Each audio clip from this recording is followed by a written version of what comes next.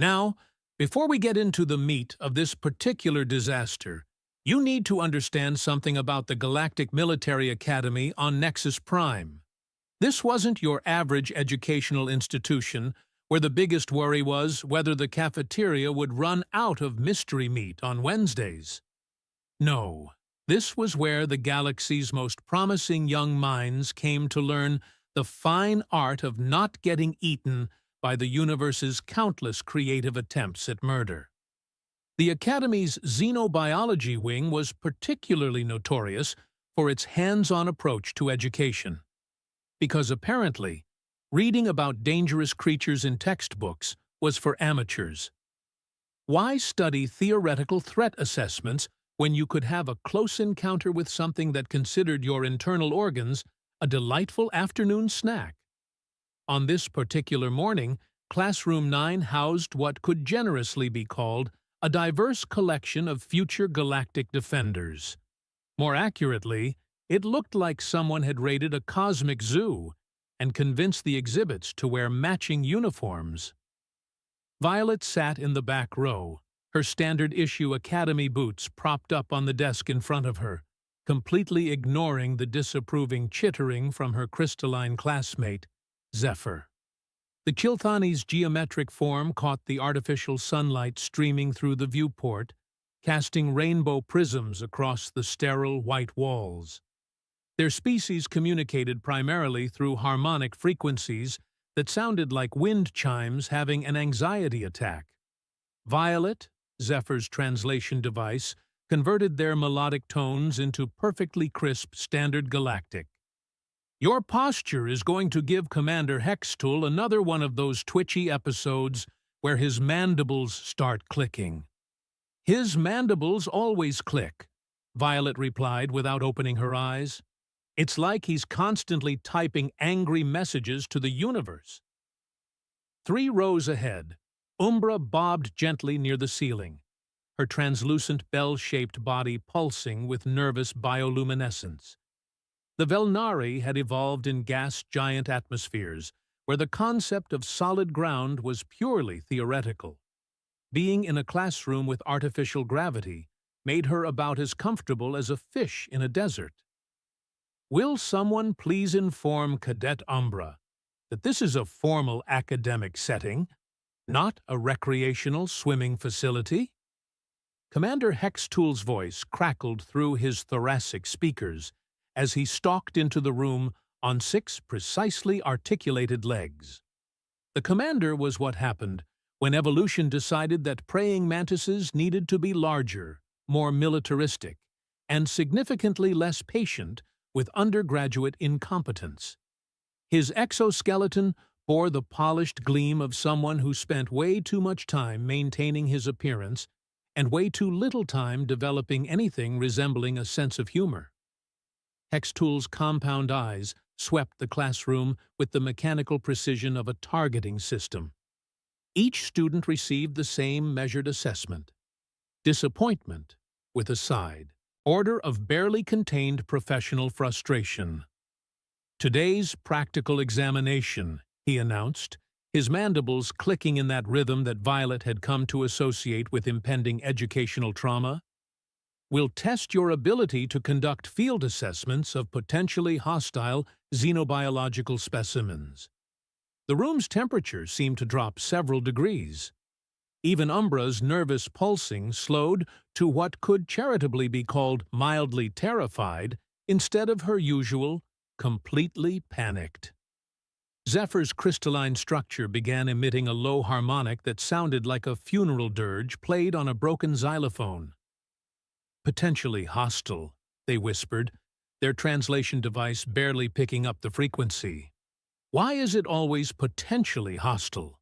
Why can't we study something potentially friendly? Or potentially boring? Because potentially boring doesn't adequately prepare you for the realities of frontier service, Hextool replied, with the kind of smile that would have been reassuring if he'd possessed anything resembling lips instead of articulated cutting implements. Violet finally opened her eyes and surveyed the room. 23 cadets from 15 different species. and she was willing to bet her next meal ration that she was the only one in the room whose idea of potentially hostile included things like territorial disputes with the neighbors and running out of coffee. Growing up on Kepler's edge had given her a somewhat skewed perspective on what constituted danger. When your childhood entertainment consisted of dodging plasma storms and making pets out of things that most civilized worlds classified as lethal fauna, the Academy's definition of excitement tended to fall somewhere between mildly interesting and Tuesday. The specimens arriving today, Hextool continued, apparently oblivious to the collective whimpering now emanating from roughly two-thirds of his class, are juvenile examples of the Nethkari species. Native to the outer spiral territories, they represent a fascinating study in pack-hunting behavioral patterns and adaptive survival mechanisms.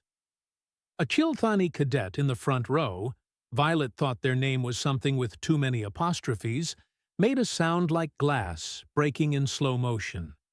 Their crystalline structure had shifted from its usual clear brilliance to a muddy brown color that generally indicated either extreme fear or severe digestive issues. "Sir," the cadet's translation device somehow managed to convey both terror and politeness. "When you say juvenile, exactly how juvenile are we talking? Like cute baby animal juvenile? Or still large enough to use us as chew toys juvenile?" Hextool's mandibles clicked faster, definitely typing angry messages now. "The specimens are fully sedated and will remain in secure containment throughout the examination. Your task will be to observe, document, and analyze their physiological characteristics and behavioral responses to various stimuli." Violet couldn't help but notice that he'd completely avoided answering the size question. In her experience, when authority figures started tap-dancing around specifics, it usually meant the specifics were the kind that made people reconsider their career choices. She glanced around the classroom again, taking in the various expressions of impending doom. Zephyr had shifted to a pale blue color that made them look like frozen crystal. Umbra was now hugging the ceiling so tightly that her bioluminescence was creating interesting shadow patterns on the walls. The handful of other human cadets in the room looked uncomfortable, but not terrified, which was about right for their species. Humans, Violet had learned, occupied a unique position in the galactic community. Most of the other species were descendants of prey animals that had evolved intelligence as a survival mechanism. They'd developed technology, philosophy, and interstellar travel as ways to avoid becoming something else's lunch. Humans, on the other hand, were what happened when predators got smart enough to build spaceships. This made them either valuable allies or absolutely terrifying neighbors, depending on your perspective and current political standing. "The examination will begin in approximately 10 minutes, Hextool announced. "I suggest you use this time to review your xenobiological assessment protocols and perhaps engage in whatever spiritual practices your species favors when facing potential dismemberment." He's joking, right?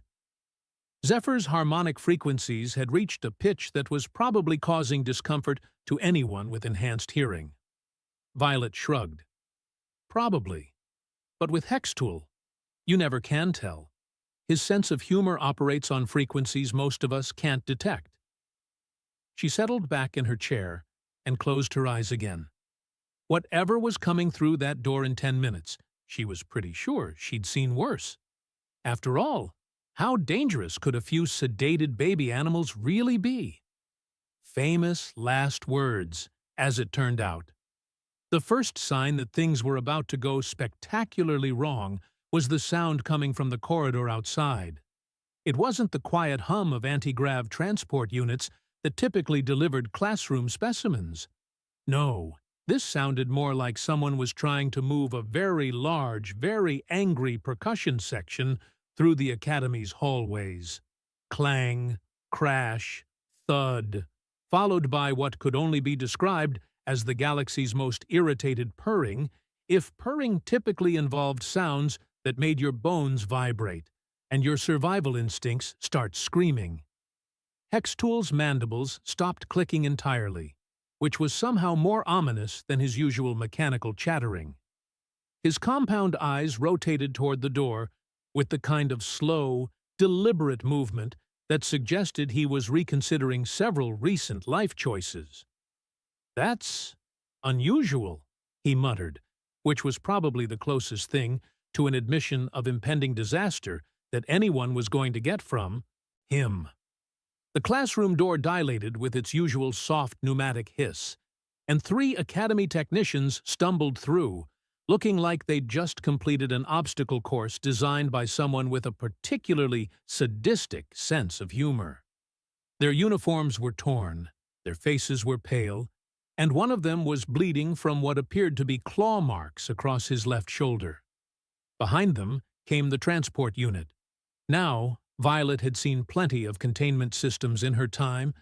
The frontier colonies used everything from basic force fields to full stasis pods, depending on what kind of local wildlife had decided to make your life interesting that week. This particular unit looked like it had been designed by engineers who took the concept of overkill as a personal challenge. 3 separate containment cylinders, each roughly the size of a small shuttle, hummed with enough energy output to power a small space station. The transparent aluminum viewing ports were reinforced with what looked like military-grade blast shielding. Warning labels in 6 different languages covered every available surface, and most of them included phrases like extreme caution and authorized personnel only, and Violet's personal favorite, not responsible for loss of limbs or sanity. "Ah," said Hextool, with the kind of forced calm that suggested he was mentally updating his will.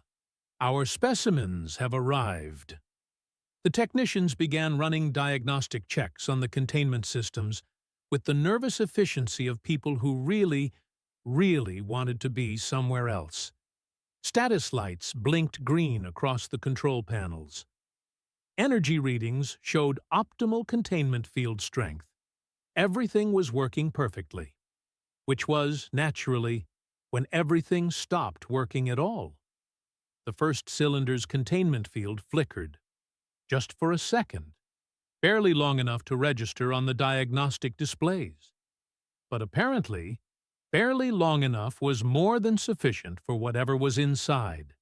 The viewing port exploded outward in a shower of transparent aluminum fragments that scattered across the classroom floor like extremely expensive confetti. Emergency alarms began wailing with the kind of urgent intensity usually reserved for hull breaches and reactor meltdowns.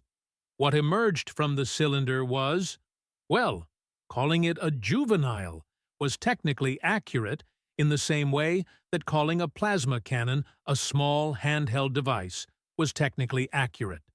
It was juvenile compared to what a full-grown Nethkari presumably looked like, but that still left it roughly the size of a small shuttlecraft with more teeth than seemed geometrically possible. The creature's hide was a deep midnight blue that seemed to absorb light rather than reflect it. 6 powerful limbs ended in retractable claws that could probably cut through hull plating without much effort. Its head was vaguely feline, if cats had evolved on a world where looking insufficiently intimidating was a capital offense. 2 rows of crystalline teeth caught the emergency lighting and threw it back in sharp, predatory gleams. But the eyes were what really got everyone's attention. Intelligent, calculating, and currently focused on the classroom full of potential prey with the kind of interest that made evolutionary survival instincts start firing off warning signals like a broken alarm system. The second and third cylinders chose that moment to join the party. Because apparently, when the universe decides to have a laugh at your expense, it doesn't believe in doing things halfway. 23 cadets suddenly remembered that they were, in fact, descended from creatures that had survived by being very, very good at not getting eaten. The classroom erupted into what could charitably be called organized chaos, and more accurately be described as screaming panic with occasional attempts at military discipline. Zephyr's crystalline form went completely transparent, apparently their species' version of fainting. They managed to maintain structural integrity, but just barely, and the sound they were making was like a crystal chandelier having a nervous breakdown. Umbra shot toward the ceiling so fast she left a bioluminescent trail, pressing herself against the ventilation grates like she was trying to phase through solid matter through sheer force of terror. Her natural translucency made her look like a very frightened ghost who'd gotten lost on the way to a proper haunting.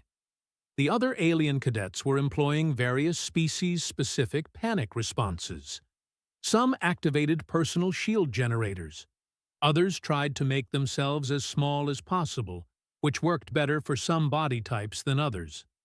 A few of the more martially inclined species actually drew weapons, though their hands were shaking so badly that Violet wasn't sure they posed more danger to the creatures or to each other. Commander Hexatul was making rapid clicking sounds that his translation system couldn't seem to process, probably because they were the insectoid equivalent of very creative profanity. His 6 legs were carrying him toward the emergency alert panel with admirable speed, though his compound eyes remained fixed on the 3 predators that were now loose in his classroom.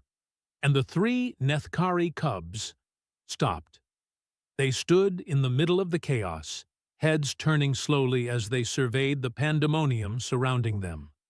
23 terrified cadets, 1 panicking instructor, 3 traumatized technicians, and enough emergency lighting to illuminate a small city. Their eyes swept past every single one of them, and focused, with laser-like intensity, on Violet, who was still sitting in the back row with her feet up, calmly unwrapping what appeared to be a sandwich from her lunch pack. "Well," she said, taking a bite, and looking at the 3 massive predators who were now staring at her with the kind of focused attention usually reserved for particularly interesting prey. "This is new." The largest of the 3 cubs took a step toward her. Then another. Its claws clicked against the classroom floor with the sound of very expensive knives being sharpened. "Violet!" Zephyr's harmonic shriek somehow managed to convey both terror and concern through their translation device. "What are you doing?" "Having lunch," Violet replied, as if this were the most reasonable response to being stalked by 3 apex predators. "Want some? I've got extra." The Nethkari cubs continued their approach, moving with the liquid grace of creatures that had been born knowing exactly how to kill things efficiently. Emergency containment protocols were flashing across every display panel in the room. The Academy's automated defense systems were probably charging up weapons that could level city blocks, and Violet took another bite of her sandwich and waited to see what would happen next. Because if there was one thing growing up on the frontier had taught her, it was that sometimes the best way to handle a dangerous situation was to act like it wasn't dangerous at all. Sometimes you got eaten for your trouble, but sometimes you got something much more interesting. What happened next defied every piece of xenobiological theory that had been written in the past 3 centuries. The 3 Nethkari cubs walked up to Violet's desk, looked at her for approximately 5 seconds, and then settled down beside her chair like oversized house cats who had just found the perfect sunny spot for an afternoon nap. The largest one, easily the size of a small atmospheric shuttle, curled up next to her left side and began making a sound that was probably purring, if purring typically registered on seismic equipment. The smallest of the 3 claimed the space by her right foot, while the middle one stretched out in front of her desk and rested its massive head on paws that could have doubled as industrial cutting tools. Violet continued eating her sandwich. The silence that followed was the kind of profound quiet that usually preceded either enlightenment or catastrophic explosions. Given the setting, catastrophic explosions seemed more likely. Commander Hextool's mandibles had stopped clicking entirely. His compound eyes were fixed on the scene before him with the kind of intense focus usually reserved for examining enemy battle formations or trying to figure out where you'd left your keys in a three-dimensional maze. "This is," he began, then stopped. Started again. "The theoretical framework for this scenario doesn't—" Another pause. "What exactly is happening right now?" "Lunch break," Violet replied, offering a piece of her sandwich to the smallest cub. It sniffed delicately, then accepted the offering with the kind of gentle precision that suggested it could probably perform microsurgery with those claws if it really wanted to. Anyone else hungry? That was when Academy security decided to make their dramatic entrance. Lieutenant Flux burst through the classroom door with the kind of tactical precision that suggested he'd been expecting to find scattered body parts and maybe some artistic blood spatters on the walls. He was followed by a full containment squad, armed with enough stun weapons to drop a small army, and wearing the kind of protective gear usually reserved for handling radioactive materials in the middle of a plasma storm. They took in the scene. 22 traumatized cadets pressed against the far wall. One instructor having what appeared to be an existential crisis.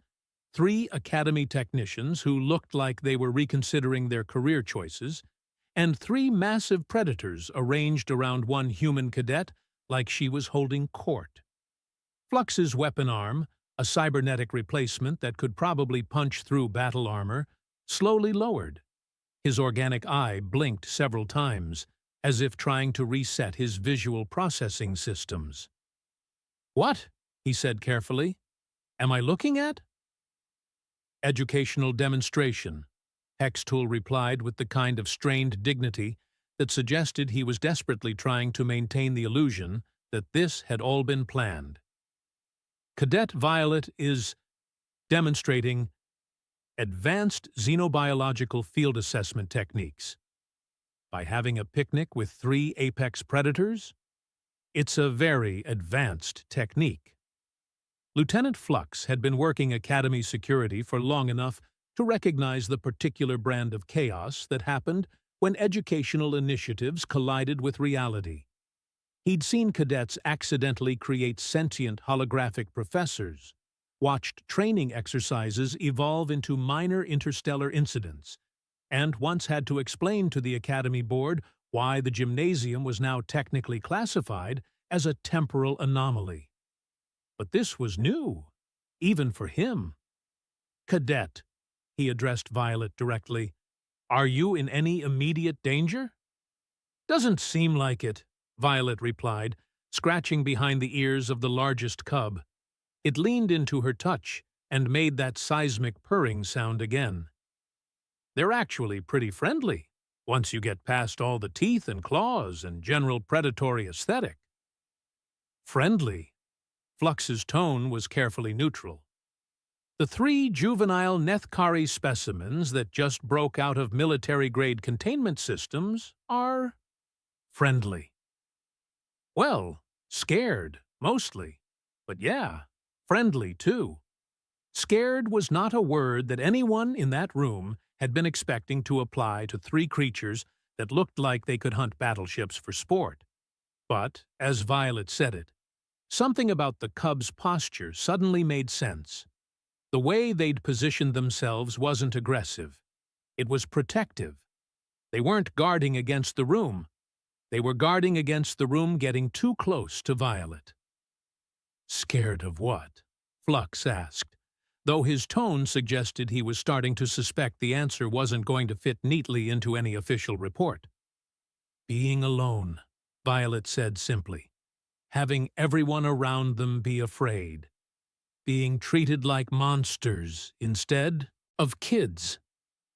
The smallest cub had curled up against her leg and was making soft, chittering sounds that bore no resemblance to the bone-rattling purrs of its siblings. Up close, without the dramatic lighting and emergency alarms, it was possible to see that its hide was marked with scars. Not battle scars, but the kind of marks that came from medical procedures and containment restraints. "They're not just specimens, are they?" Violet asked, looking directly at Commander Hextool. "These aren't random animals you picked up for a class demonstration." Hextool's mandibles began their familiar clicking pattern, but slower this time, more thoughtful. "The xenobiology department has been struggling with these particular cases." "Cases?" "Refugees," Lieutenant Flux said quietly. "Their homeworld was destroyed in the outer spiral conflicts 6 months ago.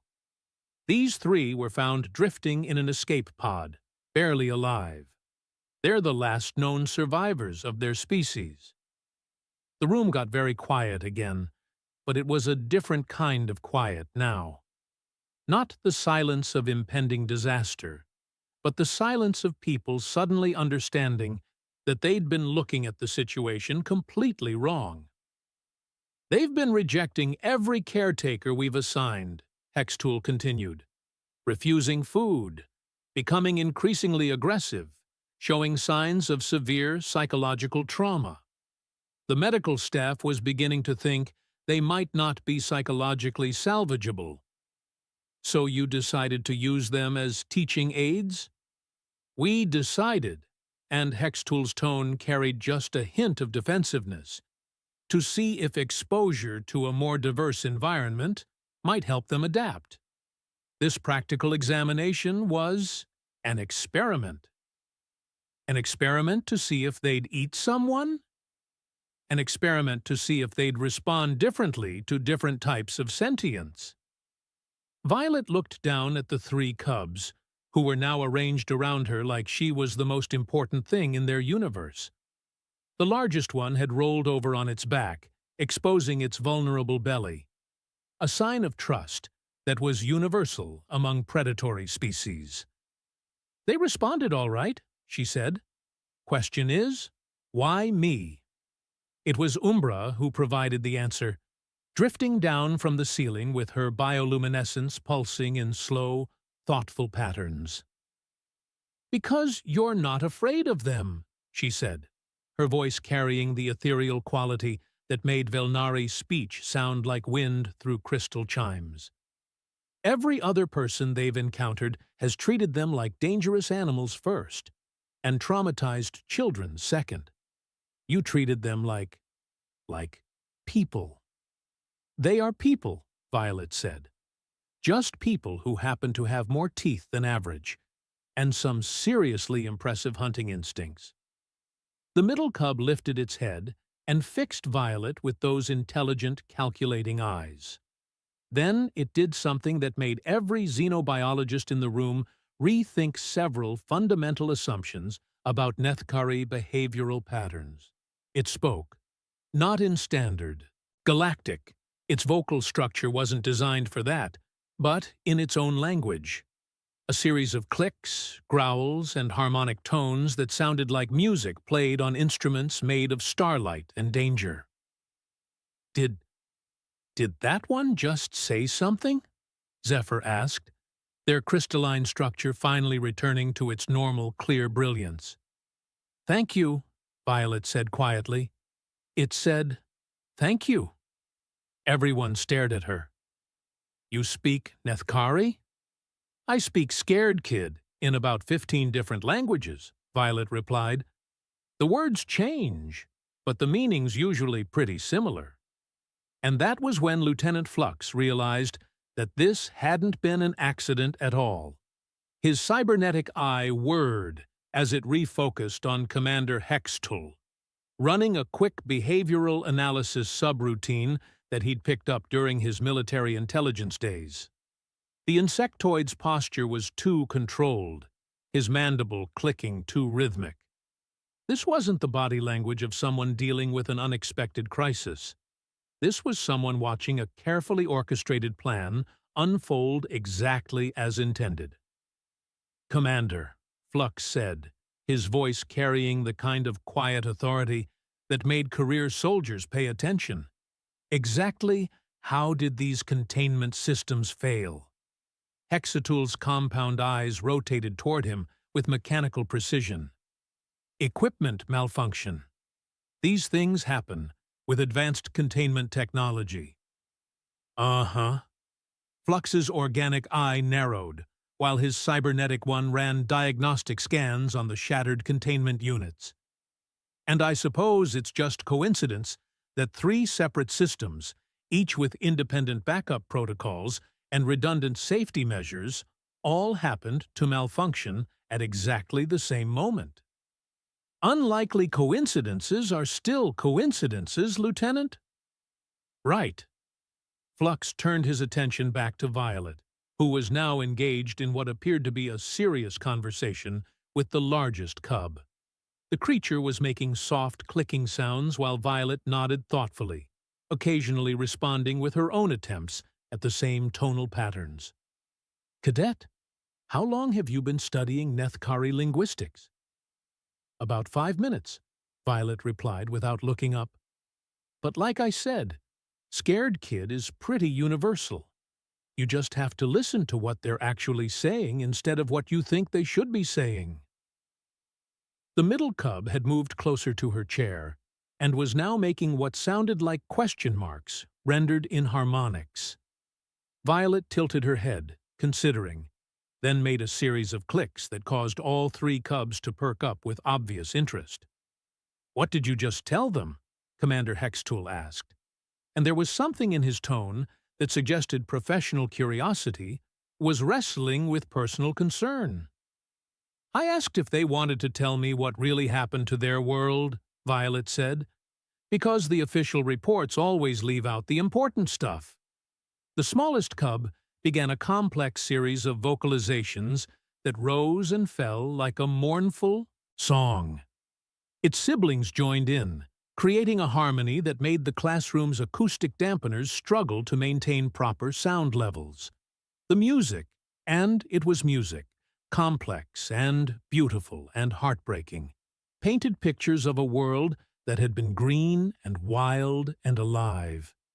And then it painted pictures of the day the sky caught fire. "They're not just refugees," Violet said quietly as the song continued. "They're witnesses. They saw the whole thing happen." Lieutenant Flux felt something cold settle in his stomach. What whole thing?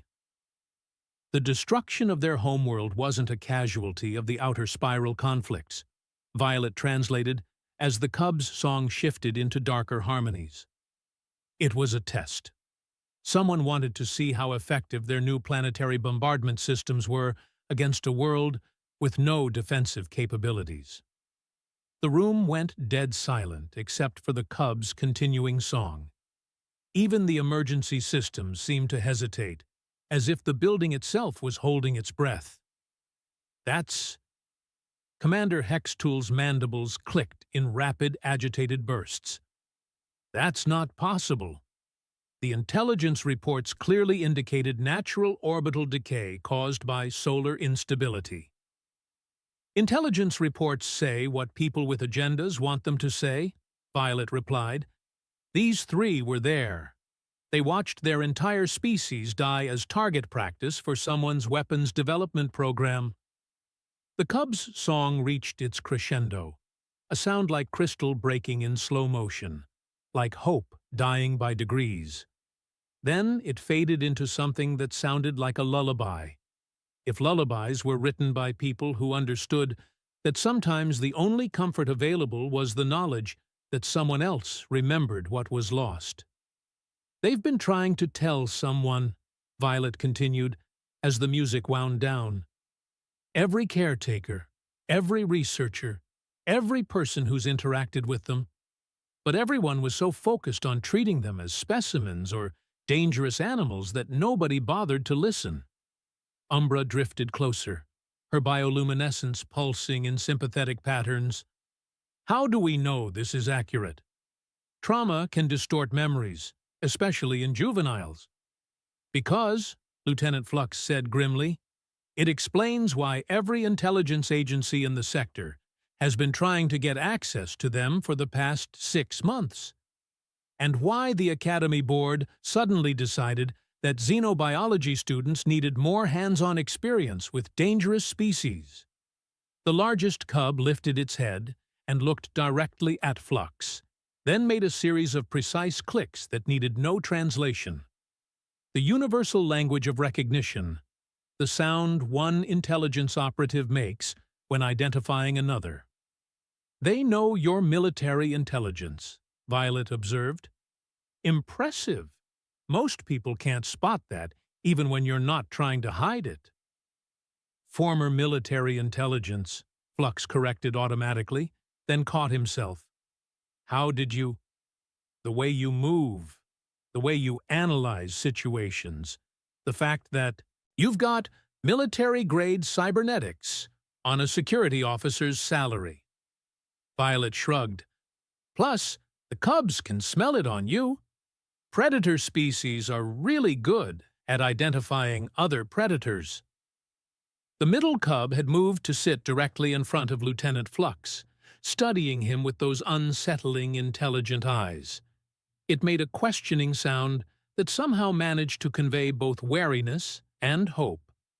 It wants to know if you're one of the good ones or one of the bad ones, Violet translated. Apparently, they've gotten really good at telling the difference. Flux looked down at the creature. No, the person, because Violet was right about that too, and felt something shift in his understanding of the situation. Tell them I'm trying to be one of the good ones, he said, and that if what they're saying is true, there are people who need to hear their story. Violet relayed the message, and all 3 cubs responded with what could only be described as cautious optimism rendered in harmonics. So, she said, looking around the room at the assembled cadets, technicians, and academy staff, what happens now?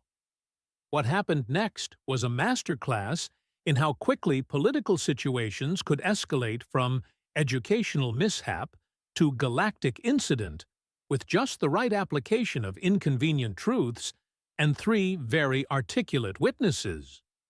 Commander Hextool's mandibles had shifted from their usual mechanical clicking to what sounded suspiciously like Morse code. If Violet had to guess, he was probably sending very urgent, very encrypted messages to people with more authority and significantly less patience than academy instructors. Lieutenant Flux, he said aloud, his voice carrying the kind of forced calm that usually preceded either promotions or court-martials. I believe this situation has escalated beyond standard academy protocols. You think? Flux's cybernetic eye was now cycling through multiple scanning modes, probably recording everything for later analysis. We've got 3 survivors of what appears to be a war crime. They've just identified themselves to a room full of witnesses, and half the sector's intelligence agencies have been trying to get access to them for months.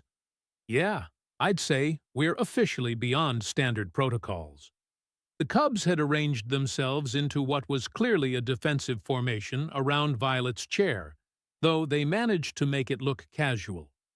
Professional bodyguards could have learned a few things from their positioning, maximum coverage of potential threats, while maintaining the appearance of relaxed vigilance. The question, Violet said, absently scratching behind the ears of the smallest cub, is what the Academy Board was really hoping to accomplish here. Because I'm guessing this wasn't actually about giving xenobiology students a hands-on learning experience. Commander Hextool's compound eyes rotated toward her with mechanical precision. Cadet, you are making some very serious accusations. Am I? Because, from where I'm sitting, it looks like someone arranged for 3 traumatized war refugees to be put in a situation where they'd either bond with someone who could understand them or have a complete psychological breakdown in front of a room full of witnesses. Either outcome would be useful for different reasons. The largest cub made a sound that was part growl, part laugh, and entirely approving.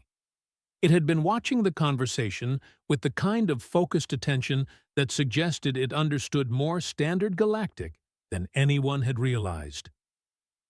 If they bonded with someone, Violet continued, you'd have a translator who could help them share their story with the right people.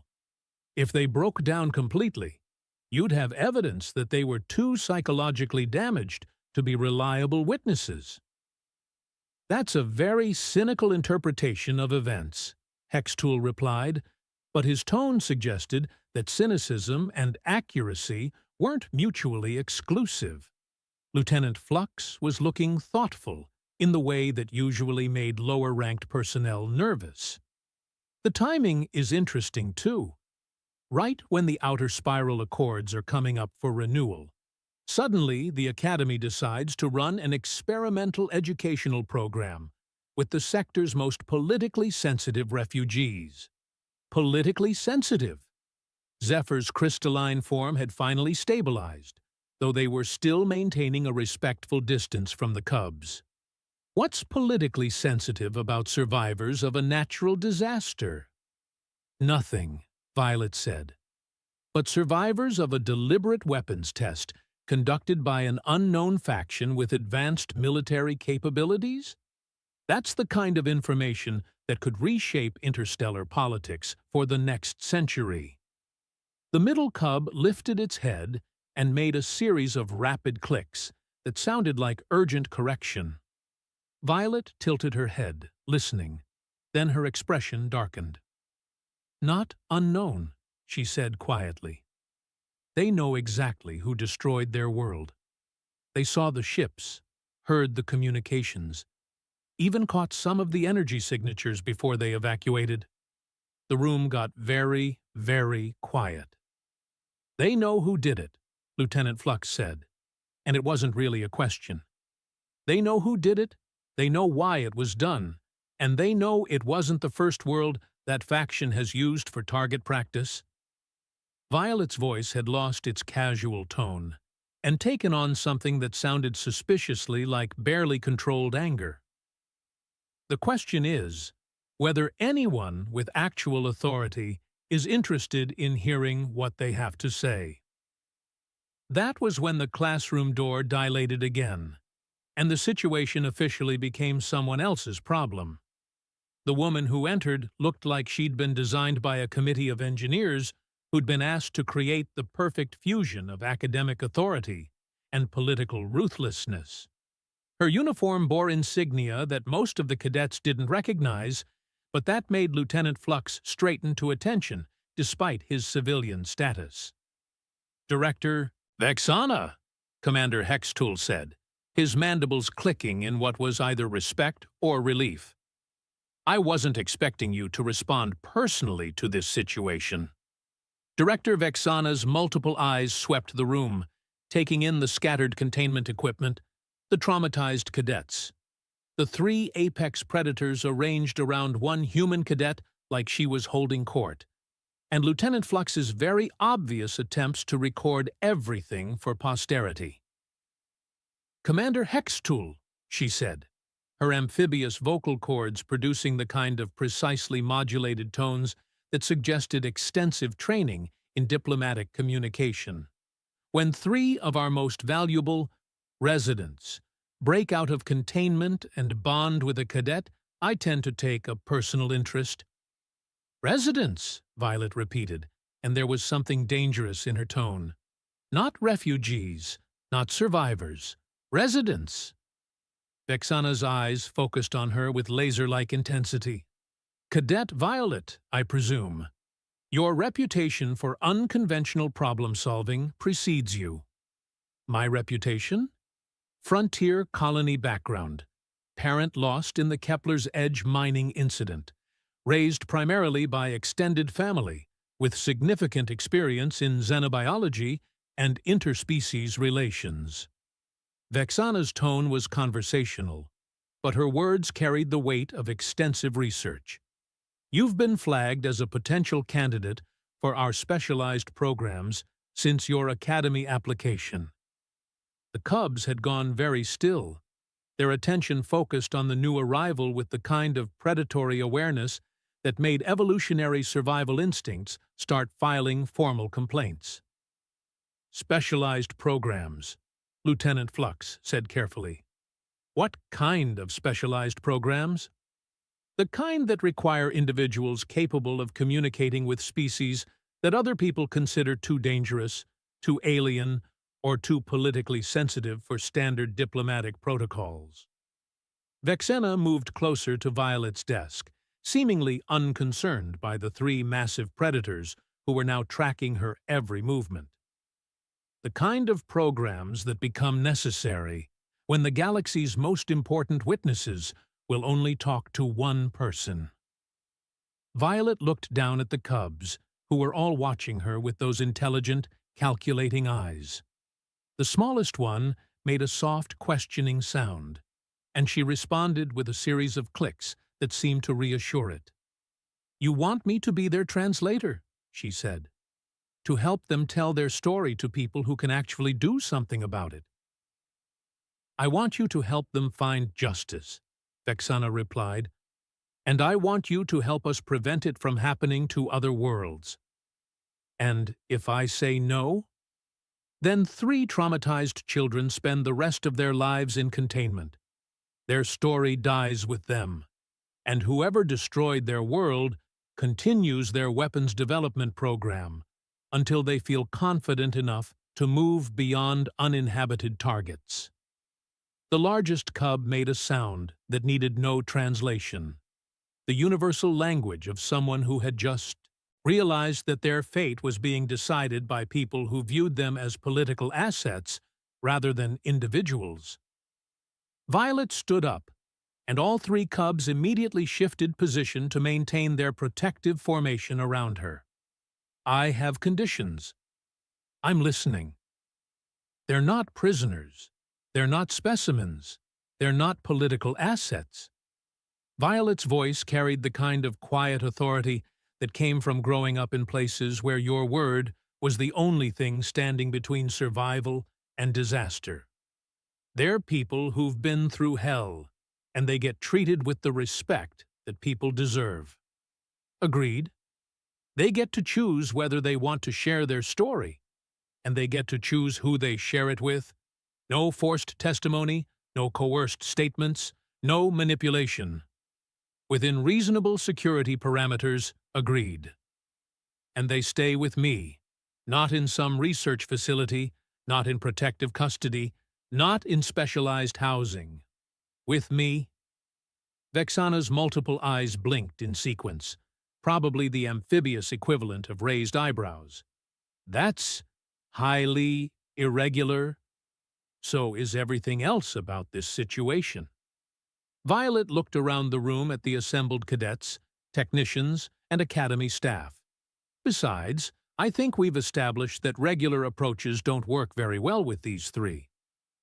The cubs made harmonious sounds that somehow managed to convey both agreement and amusement. The smallest one had curled up against Violet's leg again, while the other 2 maintained their watchful positions. "Very well," Vexana said after a moment, "but you understand that this makes you responsible for their well-being, their security, and their integration into academy life." "I understand that this makes me their friend," Violet replied. "Everything else we'll figure out as we go." 3 months later, Cadet Violet had become something of a legend around the academy. Not because she'd bonded with 3 apex predators, though that was certainly part of it, but because she'd somehow managed to turn them into the most well-behaved, academically successful, and surprisingly popular students in the xenobiology program. The cubs had learned to navigate academy corridors without terrifying other students, though they still had an unfortunate habit of following Violet to every class and arranging themselves around her desk like furry bodyguards.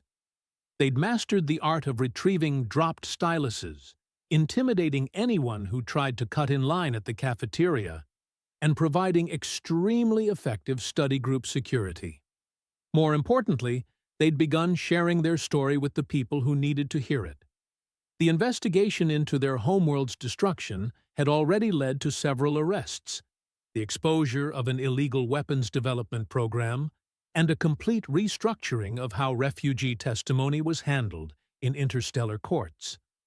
And sometimes, late at night in the Academy dormitories, when the corridors were quiet and the emergency lighting cast long shadows on the walls, you could hear them singing.